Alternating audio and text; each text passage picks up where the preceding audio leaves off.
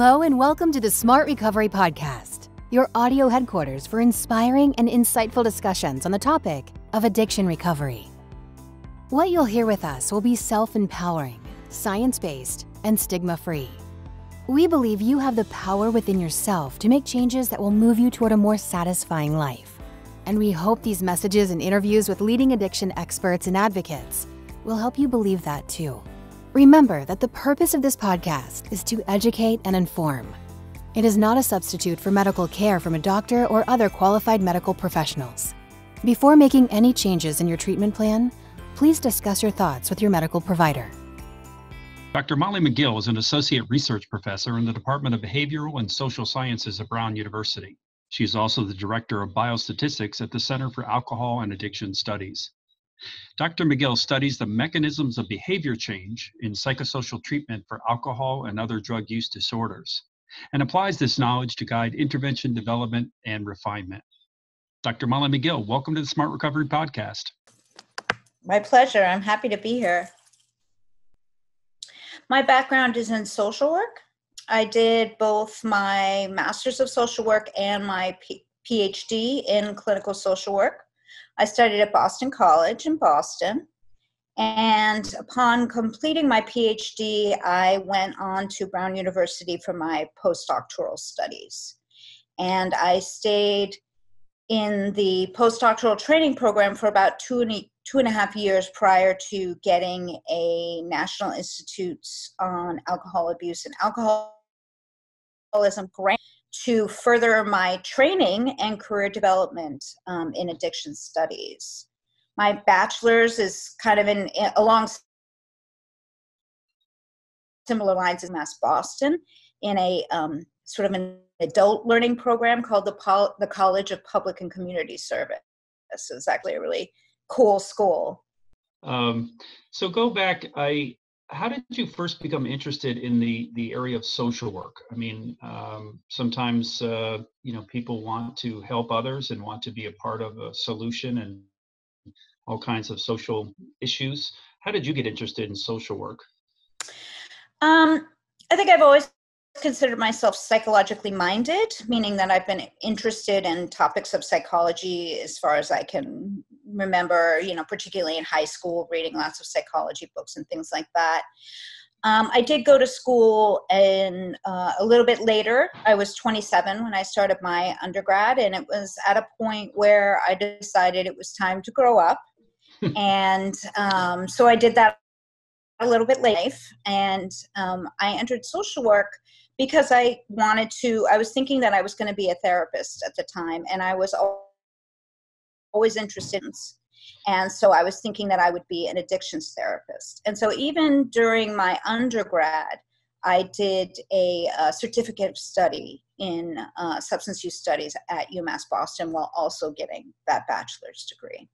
Oh, okay. And were you originally from the Boston area? Have you been there for a while? I'm actually from Cape Cod. I'm a rare human who grew up in Provincetown, Massachusetts. As opposed to visiting every summer. As opposed to visiting every summer, yeah. My parents came there, and I wasn't born there, but I lived there since I was about 2. Okay. Well, you mentioned starting a little bit later. I think that is a good thing, because then we have a little bit more kind of experience to bring to whatever area of study or whatever area of concentration professionally we want to make. So I don't think that I think that can actually provide good context for what you end up doing professionally, in my opinion. I was in love with school from day one, and really I've continued to basically manage to find a way to be a student throughout the entirety of my career. And I can explain more what that means as we go along, but in short, it means that I've written a lot of grants that have been training related. Okay. I like That's training. very good. Well, let's get into what you're doing right now then, and tell me, before we talk about you specifically and your work, what is Brown Center for Alcohol and Addiction Studies all about? There are maybe 10 to 15 addiction research centers in the country that are located at universities. There are also, private, more kind of private research centers as well, something like the RAND Corporation or something like that. Brown is one of the oldest. It is one of the largest. It started in about the 1980s, so I'd say the mid 1980s, by a physician. His name was David Lewis. And I would say at this point, it's probably one of the largest and most longstanding, as I said. And the primary emphasis is really training the future generation of addiction researchers. So, folks come to us, mostly clinical psychologists, but some MDs, some social workers, some, kind of more on the edge, like say nursing or sociologists, things like that. We get a variety of disciplines. These are folks who are post-PhD and who are coming into the center to be a part of what's called a T32 training program. That's a National Institutes of Health training grant. So it's provided by NIH to the university and to the research center in particular to provide postdoctoral training. And so I went through that program, and most of the faculty at the center have come to be faculty at the center through that training program. We used to be housed in the medical school, and probably about 2, 3, maybe even 5 years ago now, it's hard to keep straight, into the School of Public Health. So now we're housed in the School of Public Health. Okay. That's interesting to know that it is one of the earliest and has done a lot of groundbreaking work. I mean, is there something that Brown is known for at this point for its center? In terms of the addiction studies, I would say one thing that we're known for, and I think that we're really, really good at, and is something that I feel proud of, and I think that we all feel proud of, is the T32 training program. We have a very large alumni base. So not only faculty who continue to be at the center like myself, but also just throughout the country and throughout the world. And they've gone on to lots of really exciting things.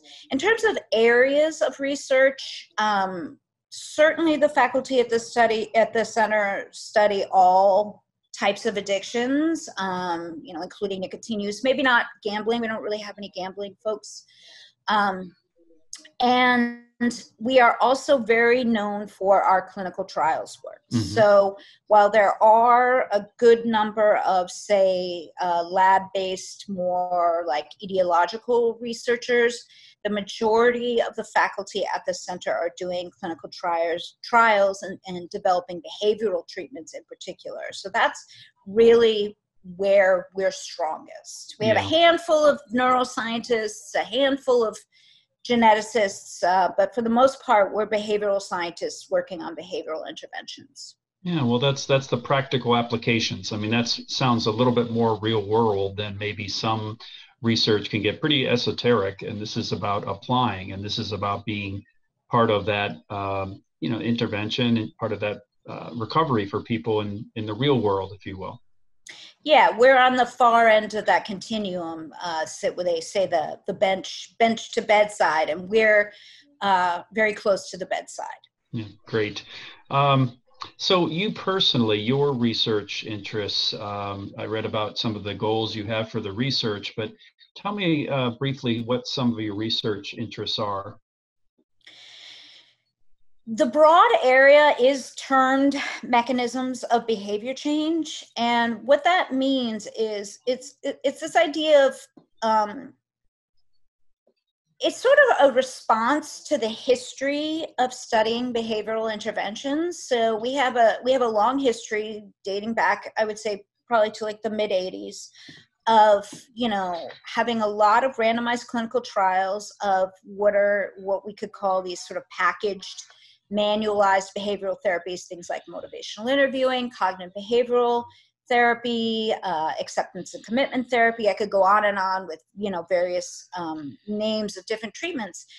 And we studied them in RCTs. In RCTs, you'll typically start with testing a treatment against a lesser control, like a wait list or some sort of,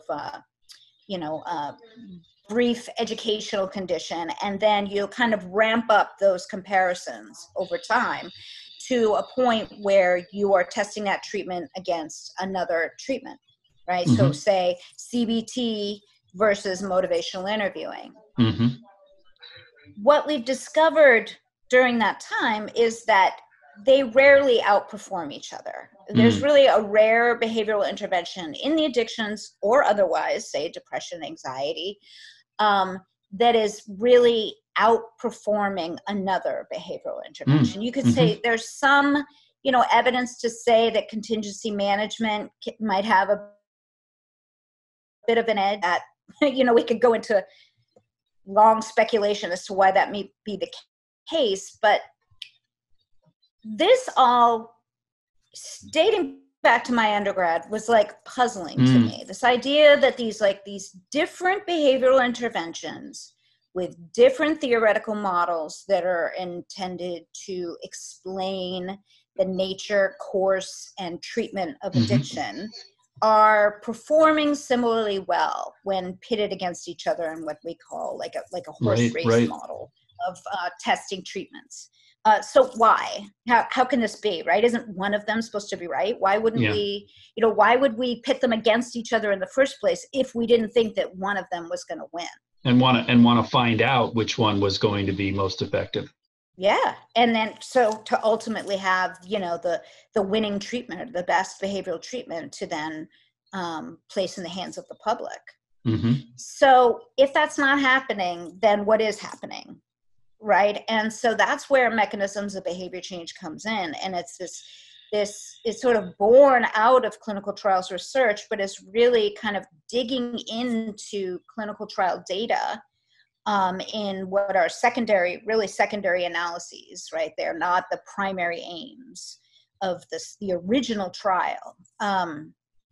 Trying to understand really what on earth is happening here. And we could have, different explanations, right? Like there's one explanation could be that two behavioral interventions, they work for different reasons, but they work equally well. That's one explanation. Another explanation could be that actually they work for the same reasons. So they look different on the surface. We call them different names and we give them different constructs, but they're actually working, in a mechanistic way, the same way. And then the third one has more to do with difficulty in controlling humans, which is that, a third explanation could be that these two treatments are probably different, but the people that we're delivering them to are actually just kind of doing their own thing anyway. And we've just, we've activated a change process that is within them. And, so they're sort of finding their own path that is maybe somewhat facilitated by the treatment, but probably much less than, the treatment developer might like to. Well, then you would hope, because of the study and because of the ways that things have been crafted over time and the interventions, you would hope that there's a way to tie in what's being done with that individual's success or not. So is that discouraging as a researcher to think that number 3 could be operating, where basically something may be triggered, but it's not the intervention itself, if I'm hearing you correctly? I don't think it's discouraging because we all have the same goals, right? So we want folks to get better. We want folks to stay better. We want folks to kind of realize their potential that has been sort of hampered or squandered via their addictions. And so, there's a whole area of research on naturalistic recovery. So the scientists are like, oh, well, if you're getting better without us, that's fine, but tell us what you're doing so we can understand, if it's the same or if it's different than what we're trying to do. Right. And the ultimate You're goal, listening to Smart the ultimate goal is to, have more effectiveness and efficiency in our treatments, because our treatments are moderately and similarly effective. And that's kind of the state of the science at the moment. That's interesting. You're listening to the Smart Recovery. Today is Dr. Molly Mcgill. Molly, you talked about these different approaches and the different ways that people might be trying to address their substance use disorders. How did you first find out about Smart Recovery and understand what it was about? When I went to that school at UMass Boston, the College of Public and Community Service, it was a competency-based adult education program. So it's really for working professionals to get their bachelor's degree. And so you could combine lots of courses into these like opus papers and get a competency for that paper. And so I was really interested in theoretical models of addiction. And I was really interested in comparing and contrasting cognitive behavioral models and 12-step based models.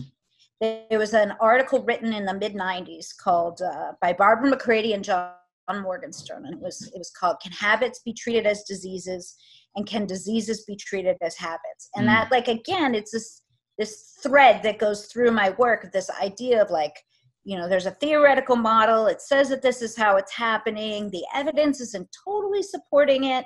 What does that mean for what's happening? Right. So, how do we know? What do we know? So I wrote a paper comparing 12-step and CBT, and I went to a SMART meeting as part of that paper. And so that was how I discovered SMART. I was familiar with rational therapy, the work of Albert Ellis. That was all part of that paper. And that brought SMART in. And I remember I went to a meeting in Cambridge, and it was the only meeting that I went to, but that was my discovery of SMART. And I've certainly never forgotten it, because I'm very much interested in a proponent of, various alternatives for folks to have for their recovery. Yeah. Well, that kind of touches on one of the things SMART does, of course, are these practical applications of cognitive behavioral therapy. We're addressing the kind of thinking that's happening and questioning it and being a part of kind of really breaking it down. I mean, is that where some of the effectiveness of a CBT based intervention would be, and just arresting the cognitive pattern and trying to take? That is probably what the CBT treatment developers want to think most. But I mean, I'm even hesitant to say that, because I think that, folks who are really deep in CBT research definitely understand that there are a multitude of factors that are these mechanisms of behavior change that are probably explaining the efficacy or the effectiveness of a CBT based. Those would be engagement of the skill, engagement in the skills that are taught, or the tools in the SMART language. I think we only are believers in the common factors that that are involved as well. But really, some of the best work on how CBT works is coming out of Yale University, and it's related to their work on developing a technology-based mode of delivering CBT. It's called CBT for CBT, and they've done a lot of great mechanistic work on that really says, engagement in the skills or the tools does explain outcomes of individuals engaged in this treatment. But it really is not just the engagement in those tools, but also the quality of the engagement. So there's a sort of quantity over quality question, right? Our most basic measures are going to just count coping skills. We're going to say, did you avoid high risk situations? Did you, counter your negative thinking? Did you ask for help from a friend? And that's a quantity question. But a quality question is actually going to really look at how you engage those skills, maybe in like kind of an in vivo type of role play or something to that effect, and really measure the quality of those responses. Okay. And that does better. That has more explanatory power than just a quantity-based approach. Okay. Well, you just touched on the common factors. Tell me a little bit more, or for our audience, what is common factors kind of in a nutshell? What does that mean as far as a theory and an approach? Yeah, I think it's, I was thinking about this. It's not really a theory. I might consider it more of a framework. Okay. This notion of common factors date back to like the 1930s, right? So in psychotherapy, it's what's referred to as the dodo bird hypothesis. The dodo bird. The dodo bird. So coming from Alice in Wonderland, this idea that at the end of the caucus race, the dodo bird claimed all have won and all must have prizes. So this phenomenon of, multiple winning treatments is ubiquitous and long-standing. And then that raises raised the emphasis or the interest in common factors. And so these are things like, the working alliance, right? Probably the most famous common factor is the working alliance. It's probably one of the most studied and reported processes or mechanisms of therapy effectiveness in history. Closely with the expression of empathy. And on the patient side, or on the like motivation, we think of things like self-efficacy, not just confidence, but do you believe that you can engage in a set of behaviors that will bring a specific outcome? So you can think of common factors on both the level of the therapist and the level of the client. And we're doing the research, we're trying to tie together a causal chain. But received less relative emphasis in the psychotherapy research, the behavioral sciences, and so forth. And, part of that, I think, is just a byproduct of like a capitalist model of psychotherapy, right? That there is more of a cultural support or cultural emphasis on, developing a new product and having it outperform an existing product, and then, putting it out into the market. So that competition thing you were talking about earlier, that it comes down to which is better and why, and instead of keeping maybe the goal in mind is to help in any way that works. Yes. Yeah. And that's not a sort of, not meant to sound negative. It's just kind of how we do things in the United, in America, and I think in the world often. And at this point, I think it's a matter of really trying to kind of take stock of that and think about, do we continue down this path, or do we, turn our attention to other areas? Yeah. Like, for example, common factors. Common factors, right. Let's switch over to something that I know you have a great deal of knowledge about, and really there's people who have said that you are such a leading expert kind of in this area of motivational interviewing. What is that to our audience, as far as just being able to understand what that means? Great. Well, I love motivational interviewing, and so it's one of those packaged manualized therapies. So CBT, cognitive behavioral therapy, motivational interviewing, acceptance and commitment therapy, et cetera, et cetera. Its developers would certainly align motivational interviewing with a common factors orientation, or particularly a Rogerian client-centered model. The gift that MI gave to the addictions research and clinical field is, in my mind, two things. One is a love and appreciation and acceptance and compassion for our clients, and to actually operationalize that and train people how to do it, right? So that would be two. So, MI, motivational interviewing, came out of a historical context in addictions treatment where the emphasis was on confrontation. The emphasis was on the acceptance of a disease label. So I have a disease, and a willingness to do whatever the provider deems is the appropriate course of action. Provider being? The clinician, say. Therapist, the interventionist. The therapist, the interventionist, the person who's running the treatment program, if you're in like a residential context.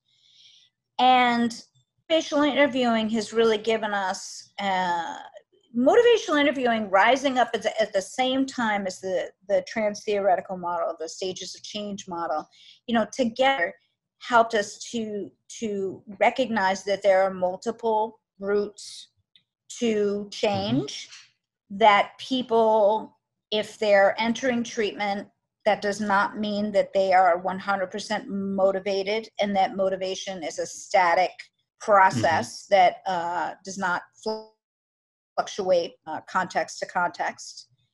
And that people deep inside, and this is the Rogers part, people, really do know what they need, and they really do want to do well. And that it's the therapist's job to help activate a process that is, right there kind of under the surface and has been dormant, but is just a natural process, just like a seed bursting out of the ground in the springtime. You can't, you can't push it down. It's going to come up somewhere else. Maybe it's more about removing those barriers than necessarily applying something or giving something to the client. It's more helping them brush stuff out of the way so that the seedling can sprout.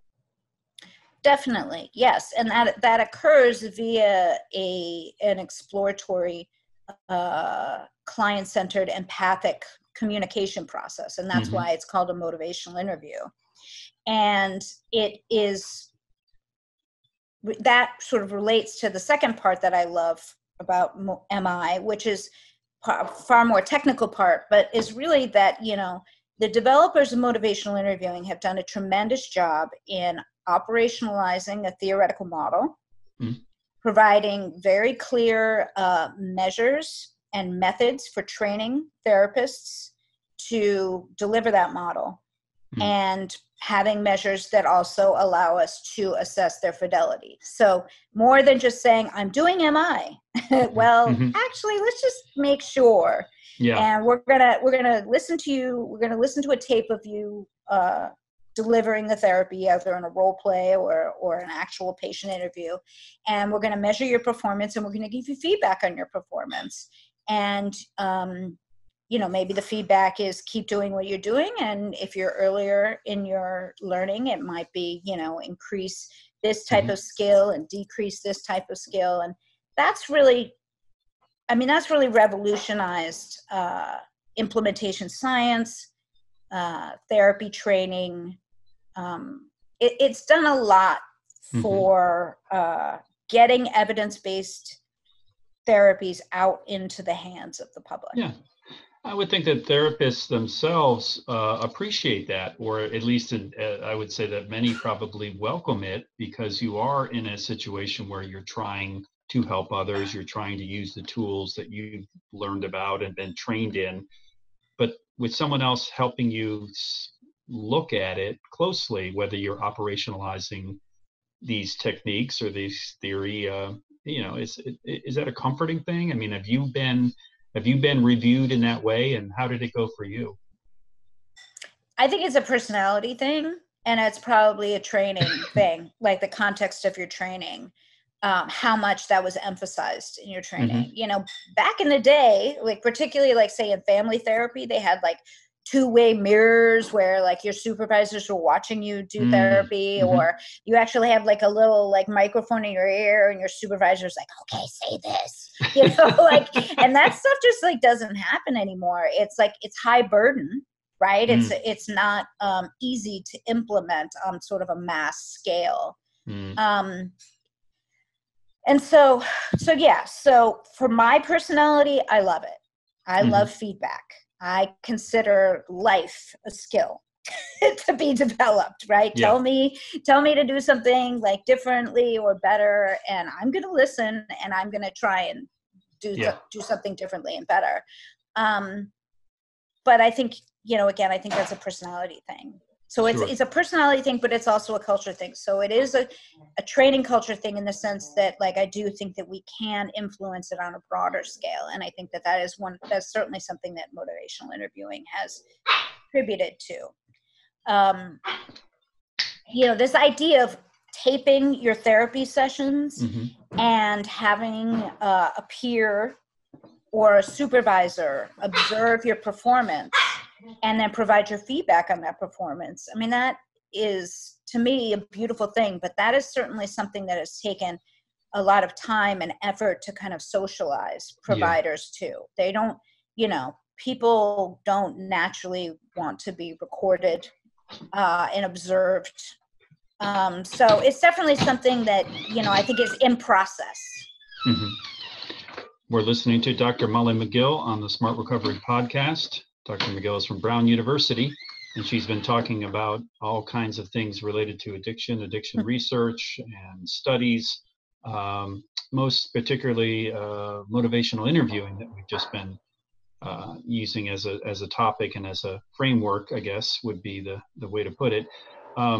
What else, if someone were to say to you, gosh, you know, I really am trying to figure out what this client needs and how I can best help them.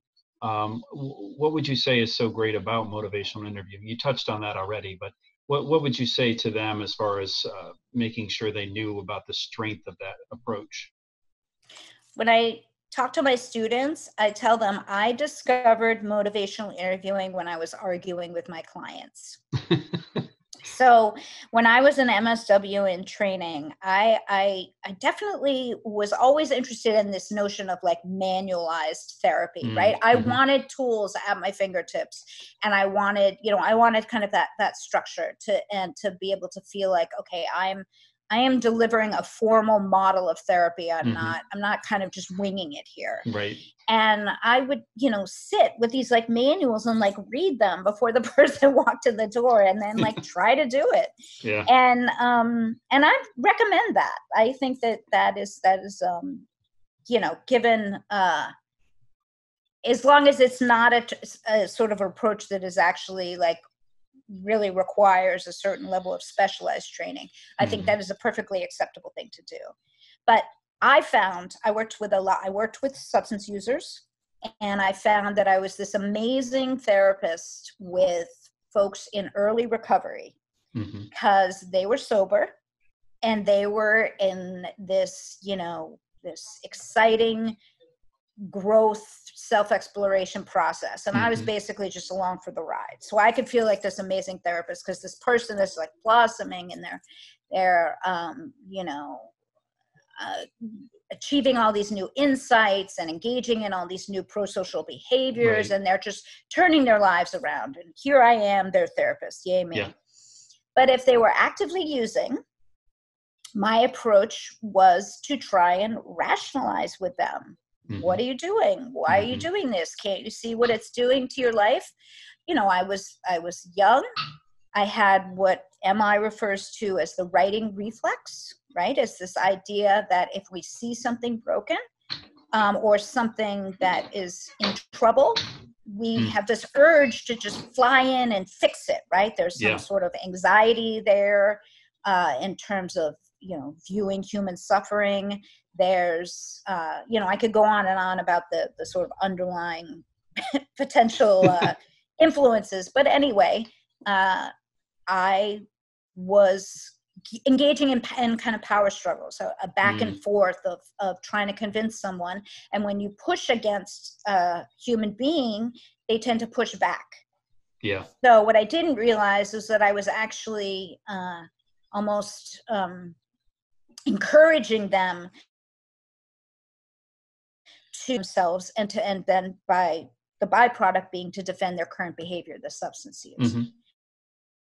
And so looking into motivational interviewing, and I found that whenever I found myself caught in a moment that didn't feel right, I would switch to motivational interviewing, which means I would switch to a very present orientation of reflective listening, and things would change. The session would go from being stuck to being unstuck and moving again. And the difference is that motivational interviewing forces you to stop, be present, and listen, and tie your verbal response to very much the last thing that person said, rather than kind of being up in your head thinking about, well, I think they need to do this, and what theory fits with this situation, and how am I going to explain it to them, and what am I going to give them for homework, and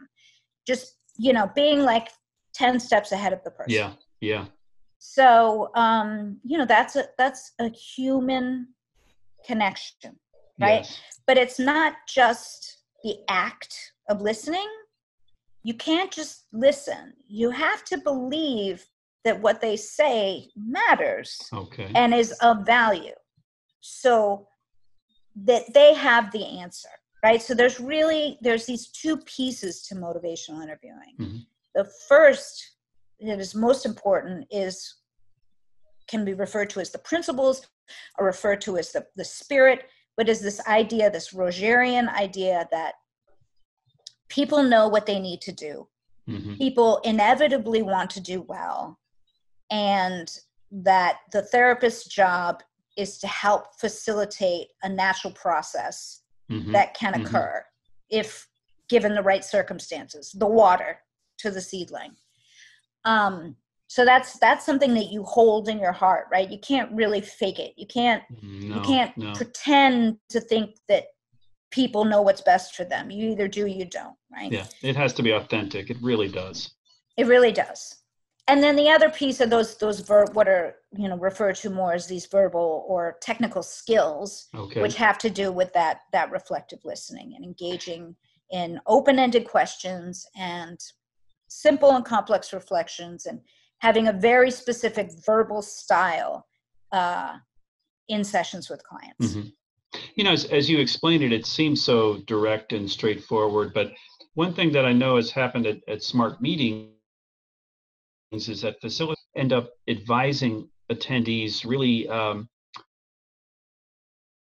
that giving them advice. And that how would you say to someone, a facilitator who's not a therapist, hasn't been trained in interviewing by probably any, but how would you say that people can redirect attendees from giving advice to others? So maybe it's not just the facilitator, but people sitting around at the meeting giving too much advice to each other. How would you I would start with the facilitator. So I would say step one would be to understand this notion of the writing reflex, and the idea that we have good intentions when we're offering that advice. But what we're missing is that any advice is going to have more power and meaning when it comes from that person themselves versus when it comes from a well-meaning directive person outside of them, whether it be another group member or a facilitator in a group. So being able to recognize it in yourself in the moment so that you can kind of self-regulate and stop yourself from doing it. That's going to require patience. So step two would be patience, and this sort of recognition that we'll get there. Okay, we're going to get to the tool. I know the tool. It's in my head. I really want to say it right now. But the group and this person will get to it before this meeting is over. And so that's step two, right? Patience. Step 3 then is to ask questions, and try and direct the group toward the answer. Mm-hmm. So that's for the facilitator, right? But that's also going to be modeling, because if the facilitator is doing that, the group's going to pick up on that. And they're going to pick up on the modeling of that behavior. If the facilitator is engaging in a lot of direction and advice giving, the group's going to pick up on that, and they're going to model that behavior. So, but in terms of group, right, it becomes a culture almost. Absolutely. A culture of the meeting or the and so approach. then that comes to the second piece, which is really very simply at the beginning of the meeting, you do want to set a certain tone that says, we've got these, and we know that there can be very helpful in our recovery. We're all at different stages, and we have different needs in terms of which ones we use and which ones will work best for us. When we have ideas about tools, we want to ask our, group colleagues, our peers, we want to ask them permission to give that advice. And ideally, we would like to see them, arrive at those conclusions themselves. And so some sort of, rule that gets put on the table at the beginning of the meeting that sets the tone. It's very simple to just say, Sure. Luke, I really appreciate your sharing about, the cravings you were having this week. And I actually have some thoughts about, a similar experience I had and what I did, and I was wondering if I could share it with you. So it was very simple. There you go. I empathize with your story. I have a similar story. Would you like to hear it? Yeah. So there it is. The choice in kind of the approach for the person hearing that question can be, yes, I would like to, or no, I don't want to at this time. Then it's not being forced, and you're still in charge of your own recovery. With thing, SMART emphasizes to a great degree, has the power of choice in their recovery and how it can most effectively help them. And that can be tough too. I think some people probably come into treatment or into a meeting wanting to be told what to do at times. And then what happens in that case? I think in a group context, I would personally, I would give them what they need. I think that you have to manage your time constraints, right? So you may not want to be like, what do you think you should do? What do you think you should, every time they ask for advice, just turn the question back on them. Yeah. But I certainly would turn it to the group. So rather than, as the facilitator, rather than just giving them the answer, I would certainly want the group to give them the answer. And then if the group answer, then I might then provide the answer. You can make a contribution there. Well, we're talking with Dr. Molly Mcgill of Brown University. She is part of the something caught. She is an associate research professor in the Department of Behavioral and Social Sciences and the Director of Biostatistics at the Center for Alcohol and Addiction Studies.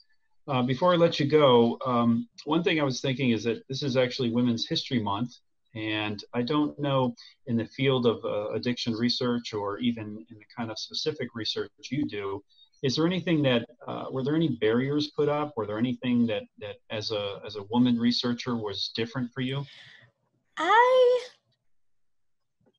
I think that I don't experience myself as I read some of the papers, on gender disparities in academia and so forth, and I recognize or see the issues. I don't feel like I experience them all that much on a daily basis. I work very hard, and sometimes maybe I feel like I might have to work harder for the same recognition as my male counterparts.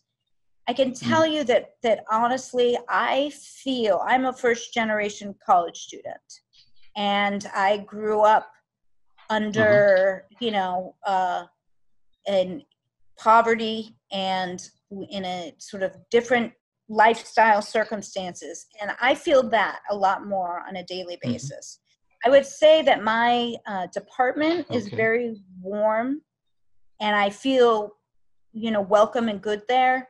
But as I said, I feel more my first generation status than I do my female status. Yeah. That's interesting. That's interesting. Thank you for sharing that. And thank you for sharing all your views. You really obviously have a lot of background that's valuable for people to hear. And I think you've shared a lot of great, both practical and kind of a little bit more food for thought in terms of these approaches.